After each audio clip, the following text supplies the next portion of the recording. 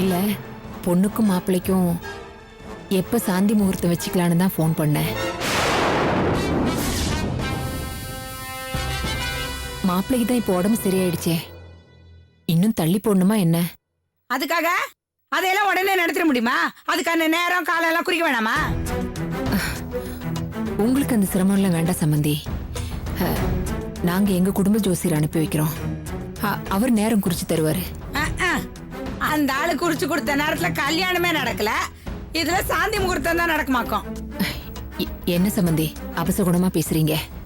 நான் யதார்த்தமா பேசுறேங்க, நீங்க வேற.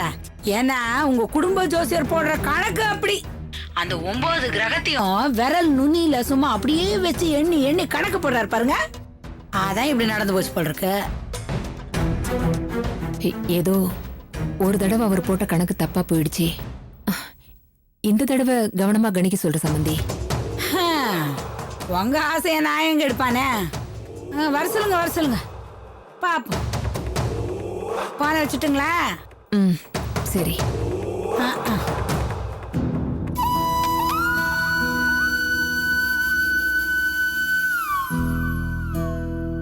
ஏண்டி மீனாட்சி, அந்த பொம்பளைக்கு எவ்வளவு திமிரு இருந்தா என்கிட்ட போன் பண்ணி பேசுவா?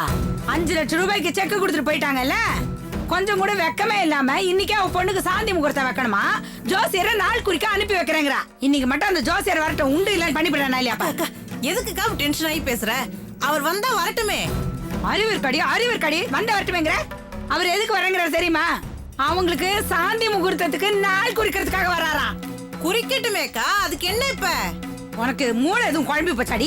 அவங்களுக்கு சாந்தி முகூர்த்தத்தை ஏற்பாடு பண்ணிட்டு என்ன உட்காந்து வேதனைப்பட சொல்றியா? அக்கா, சாந்தி முகூர்த்தத்துக்கு எல்லா ஏற்பாடும் நடக்கட்டும், ஆனா சாந்தி முகூர்த்தம் மட்டும் நடக்காம நீ பாத்துக்க. என்னடி உளர்ற? சாந்தி முகூர்த்தத்துக்கு ஏற்பாடு பண்ணுங்கிற, அதை நடத்த விடாம பண்ணுங்கிற, எப்படிடி இதெல்லாம் முடியும்? அக்கா, அதுக்குதான் இந்த மீனாட்சி வேணுங்கிறது. சரி சொல்லு. அக்கா, பாம்பையும் அடிக்கணும், கம்பும் உடையக்கூடாது, புரியுதாக்கா? இந்த விளக்கம் வெங்காயம் எல்லாம் எனக்கு ஒண்ணும் புரியாது. எனக்கு புரியுற மாதிரி நீ சொல்லு. புரியுற மாதிரி சொல்றேன் கேளு.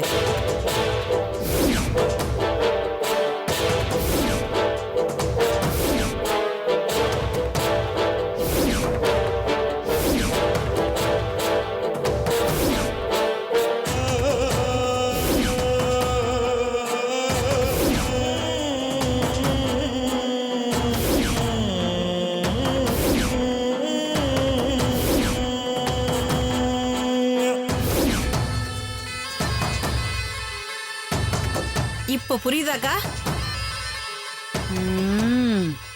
இத மட்டும் நீ கரெக்டா செஞ்சுட்டா அவங்களுக்குள்ள எதுவுமே நடக்காது.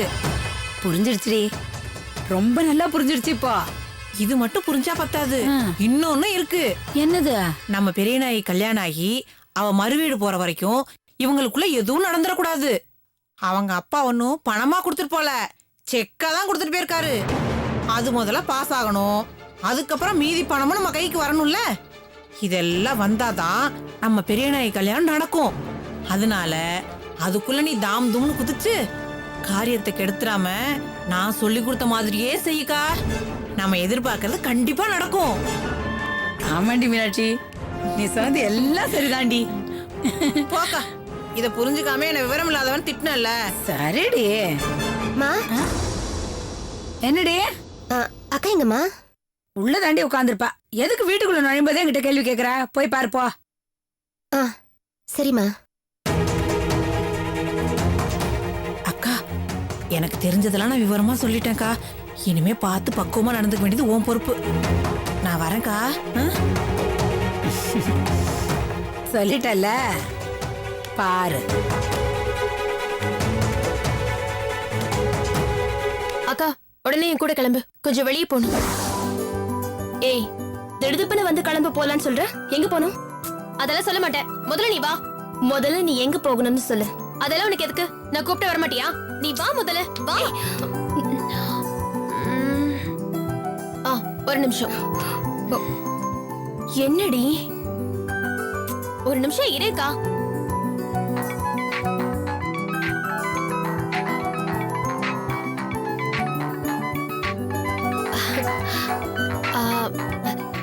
நீ இப்போ வச்சுக்க, நான் இப்போ வந்துடுறேன். என்னடி ஆச்சு?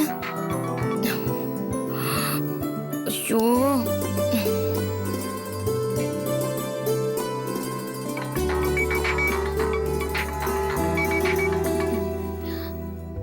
சொல்லு. ஹாய் ஸ்வீட்டி, நான் தான். என்ன பண்ணிட்டு இருக்க? இதை கேட்க தான் ஃபோன் பண்ணியா? விஷயம் என்னன்னு சொல்லு. ஹேய், ஏன் டென்ஷன் ஆகுற? இன்னைக்கு என்ன நாள் தெரியுமா? என்ன நாள்?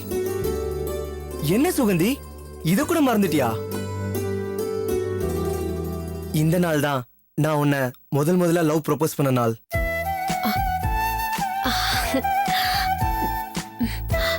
சாரிப்பா, நான் நிஜமாவே மறந்துட்டேன். என் ஸ்வீட்டி மறந்தாலும் நான் மறக்க மாட்டேன். அதுக்காக தான் புது படத்துக்கு 2 டிக்கெட் சொல்லியிருக்கேன். நம்ம ஜோடியா படம் பார்க்க போலாம். இதான் இன்னைக்கு நம்மளோட ஸ்பெஷல் ப்ரோக்ராம். சாரி, இன்னொரு நாள் போலாமே. இன்னொரு நாளா? ஏன்? எங்க வீட்ல அண்ணியோட ரிலேஷன்ஸ்லாம் வந்திருக்காங்க, அதனால எங்கேயுமே நகர முடியாது. நாளைக்கு பார்க்கலாமே. நாளைக்கா? என்ன சுகந்தி? ஏய், சாரிப்பா, தப்பா எடுத்துக்காத. நான் வச்சிடுறேன். ஏய் சுகந்தி,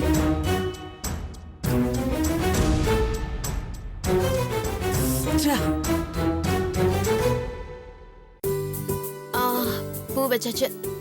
வை வை, பொட்டு வை. முடிச்சிட்டியா? அத கீழே வை. வா போலாம். ஏய், போன்ல யாருடி? அது கூட படிச்ச பொண்ணுக்கா. இன்னைக்கு சினிமாக்கு போலான்னு சொன்னா, நான் தான் வேண்டாம், நாளைக்கு போலான்னு சொல்லிட்டேன். ஏன்?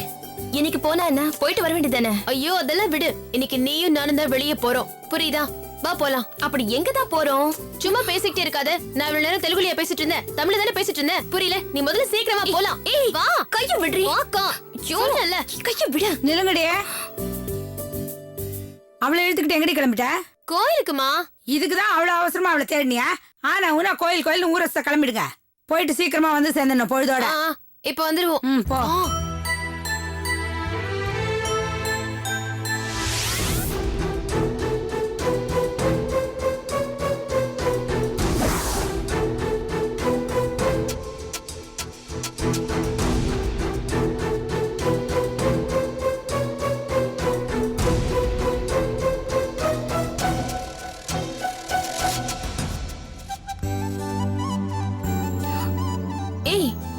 என்ன இது? கோயிலுக்குன்னு அம்மா கிட்ட சொல்லிட்டு இப்படி பார்க்குக்கு கூட்டிட்டு வந்திருக்க? எல்லா ஒரு விஷயமா தான். என்னடி, என்ன சொல்ற? அக்கட சூடு. ஐயோ, என்னடி இவர் எங்க இங்க வந்தாரு? உனக்காக தான் வந்திருப்பாரு, போய் பேசு. எனக்காகவா?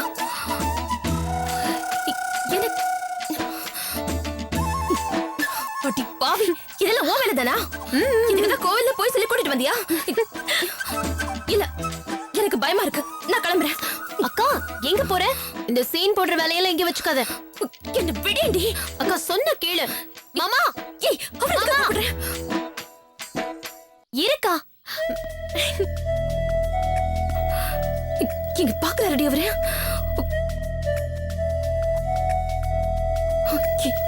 எனக்கு பயமா இருக்குடி. பெரிய நாயகி,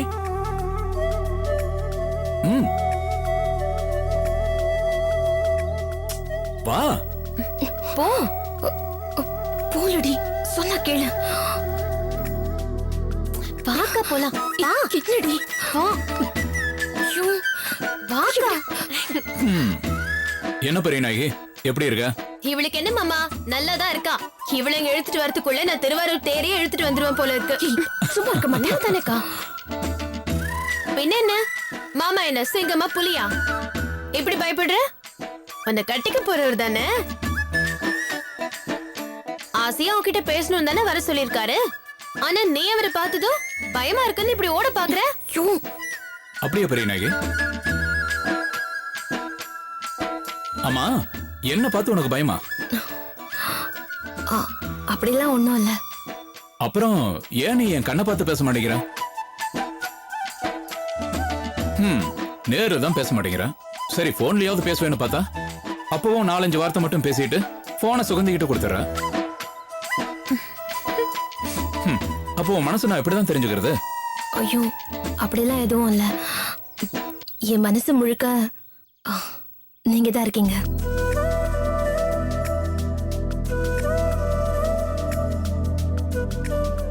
பாத்தீங்களா மாமா, ரொம்ப ஓவரா வெக்கப்படுறா. சரி சரி, சிவ பூஜையில கரடி மாதிரி நான் எதுக்கு? நீங்க 2 பேரும் நல்ல மனசு விட்டு பேசுங்க என்ன. நான் அப்படியே ஓரமா போய் ஐஸ்கிரீம் சாப்பிட்டுட்டு வரேன். பேசுக்கா. இரு சுகந்தி.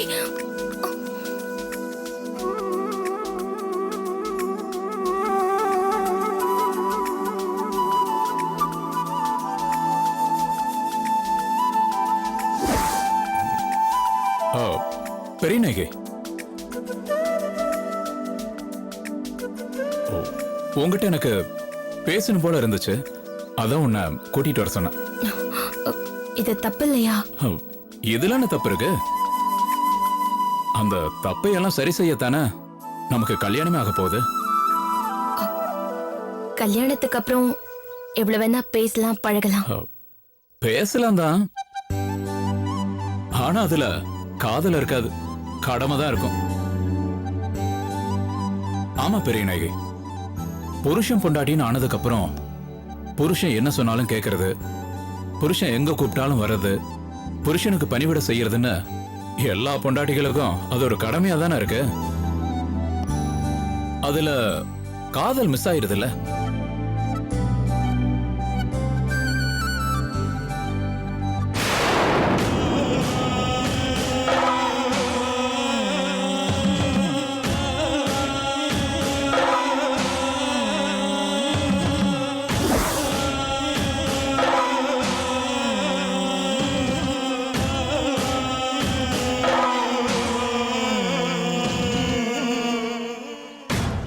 சுகந்தி, உன் அக்கா நனைஞ்ச விறகு கட்ட பத்த வைக்க போராட வேண்டியிருக்கு. அவ பத்திக்கிட்டா என் மேல பைத்தியமா இருப்பா. அவளை பைத்தியமாக்கிதான் உன்னை நான் அடைய முடியும்.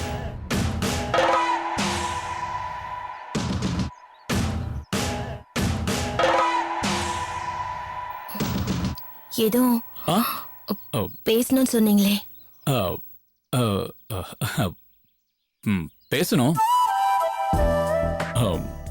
பேசுறதுக்கு முன்னாடி என் வருங்கால பொண்டாட்டிக்கு ஒரு அருமையான கிஃப்ட் கொடுக்கணும். கண்ணு மூடு. கண்ணை மூடுன்னு சொல்றேன்ல.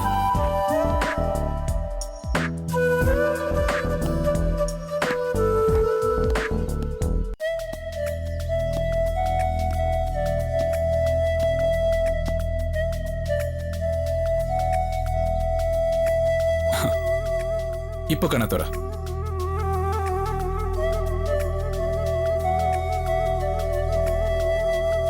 இந்தா. வாங்கிக்கோ. இந்தா வாங்கிக்கோ. பிரிச்சு பாரு. பிரிச்சு பாருன்னு.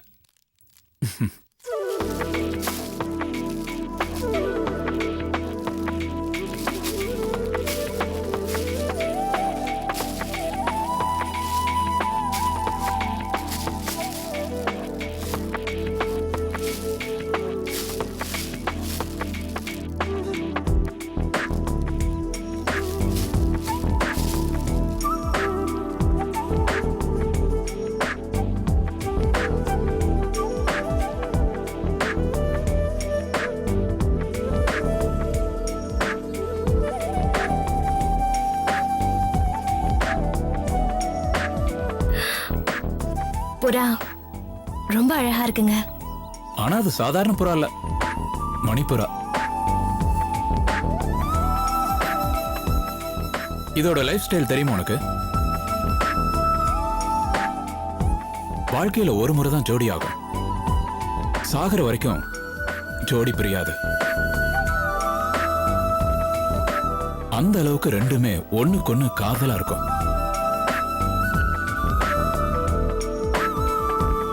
ஒருவேளை ஜோடியில் ஒண்ணு செத்துருச்சுன்னா இன்னொன்னு என்ன பண்ணும் தெரியுமா? வயிறு நிறைய கூழாங்கற்களை தின்னுட்டு வானத்துல உயரமா போய் அங்கிருந்து தலகீழா பறந்து வந்து தரையில மோதி தான் உயிரையே விட்டுரும். அவ்வளவு காதலா இருக்கும். அதே மாதிரி காதலை தான் நான் உன் மேல வச்சிருக்கேன். நீ மட்டும் என் மனைவி ஆகலனா நான் கண்டிப்பா என் உயிரை விட்டுருவேன். ஐயோ, என்னங்க இது? என்னங்க இப்படி எல்லாம் பேசுறீங்க? இல்ல பெரிய நாயகி, உன் மேல வச்சிருக்கிற அன்பை வெளிப்படுத்த தான் அப்படி சொன்னேன். அதனாலதான் இந்த கிஃப்டையே வாங்கிட்டு வந்தேன். 5 லட்சத்துக்கு செக் வந்துருச்சுன்னு உன் அண்ணன் எனக்கு போன்ல சொன்னாரு. அப்ப எனக்கு எவ்வளவு சந்தோஷமா இருந்தது தெரியுமா? உடனே உன்னை பார்க்கணும், என் உள்ளத்துல இருக்கிறதெல்லாம் ஓப்பனா உங்ககிட்ட சொல்லணும்னு துடிச்சேன். அதான் சுகந்தி கிட்ட சொல்லி உன்னை கூட்டிட்டு வர சொன்னேன். இப்ப சொல்லு பெரிய நாயகி, உன் மனசுல நான் எந்த அளவுக்கு இருக்கேன்?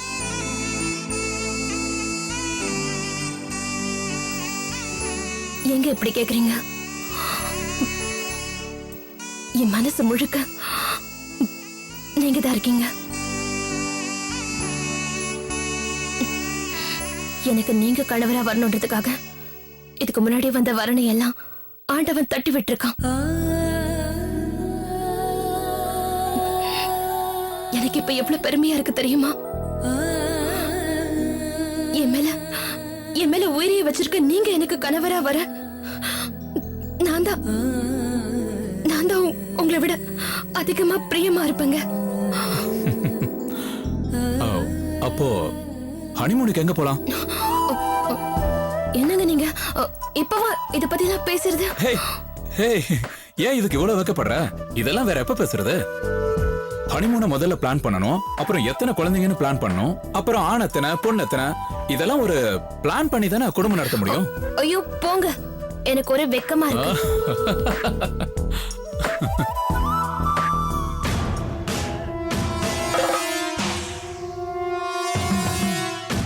இப்படி பேசி பேசி தானடி உன்னை தூண்ட வேண்டியிருக்கு.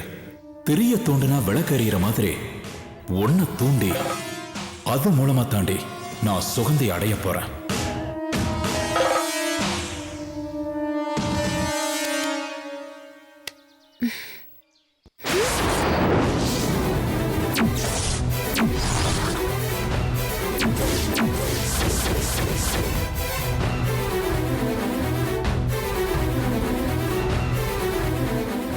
இங்க ஏன் தனியா நின்னுட்டு இருக்க? ஆமா, சினிமாக்கு போலான்னு வான் கூப்பிட்டதுக்கு உன் அண்ணியோட ரிலேஷன்ஸ் எல்லாம் வந்திருக்காங்க, உன்னால 1 இன்ச் கூட நகர முடியாதுன்னு சொன்ன. இப்ப என்ன இங்க வந்து நிக்கிற?